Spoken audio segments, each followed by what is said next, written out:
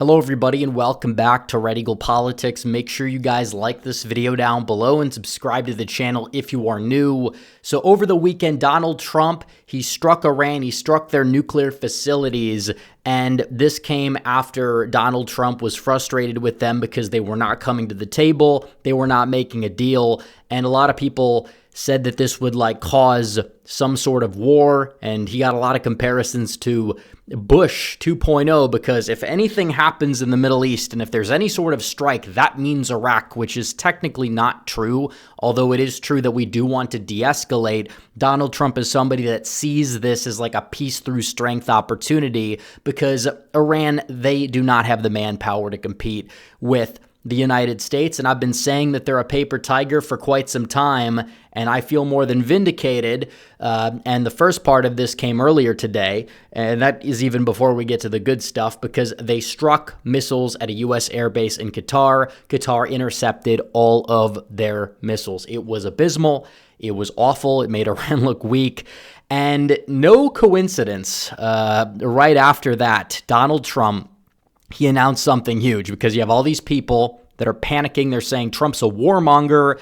They're claiming that he's going to, go out there and do regime change. And he did have kind of like a tongue-in-cheek troll type of Truth Social post last night where he did mention regime change. But again, I've said it before, I'll say it again. If you look at his actions, he's always somebody who says he wants peace. He's always, somebody who has talked foreign leaders like Netanyahu out of trying to go and take out the Ayatollah because he understands that it would destabilize the region even more, and Donald Trump doesn't want that. And you can tell because it has been fully agreed now that there is a ceasefire between Israel and Iran. And this happens right after they try to strike the U.S. and they fail miserably. And they've been striking Israel and they've been failing miserably most of the time. So you will see the ceasefire. It has been agreed upon. It will be ended. The 12-day war is officially over. For now, it is true that this could continue. These are nations that have been butting heads for quite some time, as a lot of people know. And ceasefires, they are not necessarily binding. Sometimes they're made to be broken. But what this likely will do is that it will buy time, and that's what ceasefires can do well. It hopefully will buy some time where Donald Trump is able to get Iran to come to the table and make a deal where you're not going to have them funding terror groups across the Middle East and in other countries. And now they've talked about a sleeper cell in the U.S. And you also don't want Iran to have a nuclear weapon. And this has been the tightrope. And I've been saying this, people saying that Trump is betraying his base or his promises because he's trying to prevent Iran from getting a nuclear weapon. Yeah, that is not exactly consistent. Donald Trump, since 2015, if not before that, has said Iran should not have a nuclear weapon. They are an enemy of the United States. These people chant death to America. That's just how it works. And when it comes down to them having a nuclear weapon, it's extraordinarily unpopular. And on the flip side, another war, a boots on the ground war, not a strike, but a regime change war with Iran is also extremely unpopular on both sides, especially among independent voters and many voters who helped carry Trump to the White House. So Trump needs to, kind of kill two birds with one stone, if possible, and avoid both of these things. And the best way to do that is to make a deal, not some Obama deal that doesn't have proper oversight and that they're just going to be able to violate. You need to go out there and make a deal and get it done. And Trump striking, I think, was a major net positive, and I think it contributed to this for a lot of people that said the strike was a bad idea, which even now, looking back at it, you kind of have mixed feelings about it. It is a gamble, but what it does do is, A, it showcases your strength. It makes you look unpredictable. If they think they're dealing with somebody who is incapable of, being involved in war, these people are not going to be intimidated by that. But the way that Donald Trump operates, it's peace through strength. Yes, he wants peace, but he will flex the American muscle, the muscle of the American military where necessary, without obviously putting people in harm's way or having some sort of regime change war like we've seen, or just war in general. No, it's a military action. It's not a war. And it's effective, and it is true, and it's deterrence for China for going into Taiwan. Even China with Iran, they're not too happy with them.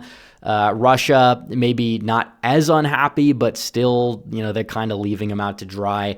Iran is kind of on their own, and they definitely need some sort of deal to be made, or they're going to be in a lot of trouble. And I think that that's what Trump is showcasing. And so many people lost their minds about this and said they were abandoning Trump. And some people were even saying they were voting Democrat in the midterms. It's ridiculous, guys. I say this, you doubt the plan, you end up wrong. I'm not saying that you can't call balls and strikes, but usually you have a lot of rhetoric get thrown around from time to time, and it just all falls flat. It never happens. So a lot of people want to say, I told you so. I can say I told you so because I said that Donald Trump knows what he's doing. This is not some guy who is incapable of having any agency over his actions. He's somebody who wants peace. He does not want war. He also is not some isolationist either. He's not George W. Bush. He does not want to start World War III. So you have the panicans, the usual suspects.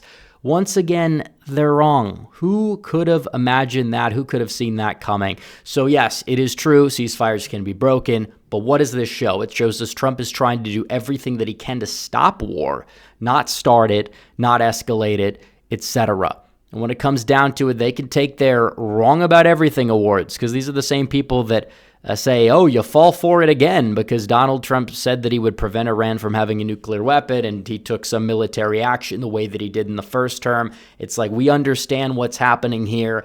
Donald Trump wants to get Iran to come to the table.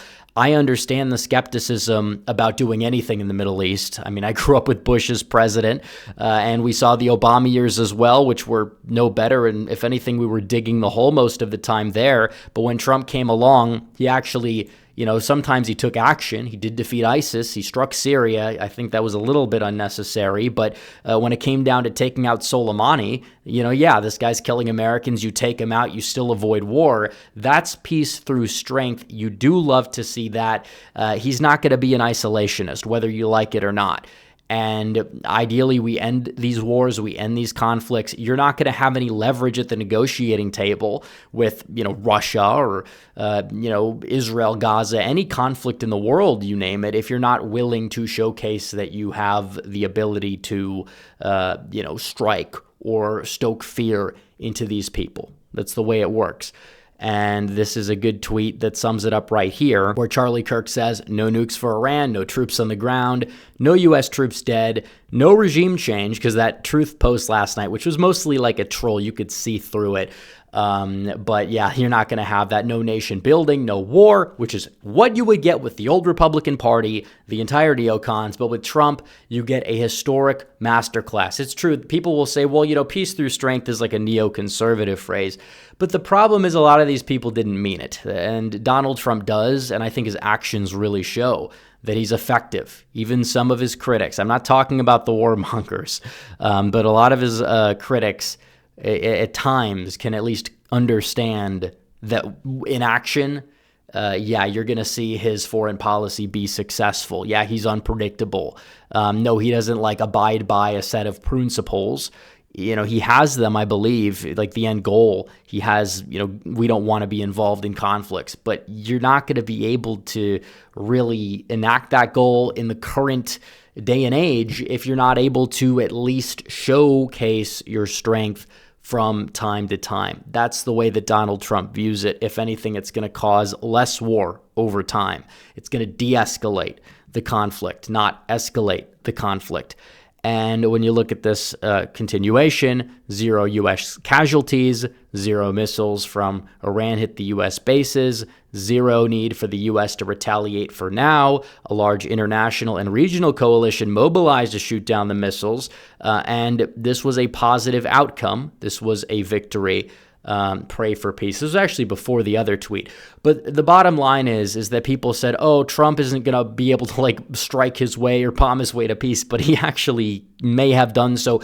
At least for the time being, we have a long way to go. That is true.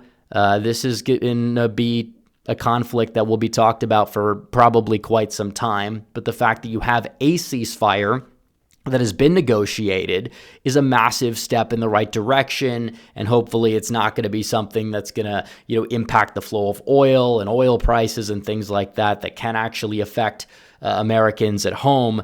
So you have to kind of understand that there's a lot of positives that come out of this, and it's a victory for Trump because everyone's like, he's going to war, and it's like, no, he's ending wars. Interesting. Yeah, the plan trusters are vindicated.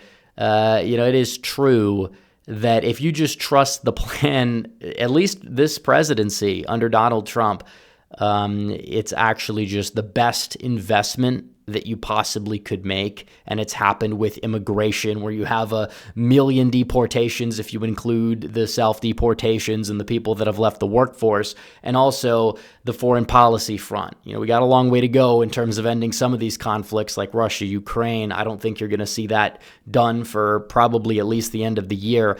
But I do believe that when you're able to go out there and do things like this, it's dominoes. You get one, you get another, you get another, you get another. So we'll see. We'll see what happens, guys. But anyways, make sure you guys like this video down below, comment down below, subscribe to the channel, hit the bell for notifications so you never miss another video. Follow me on social media. The links are all in the description down below, and I will see you guys in the next one. Red Eagle out.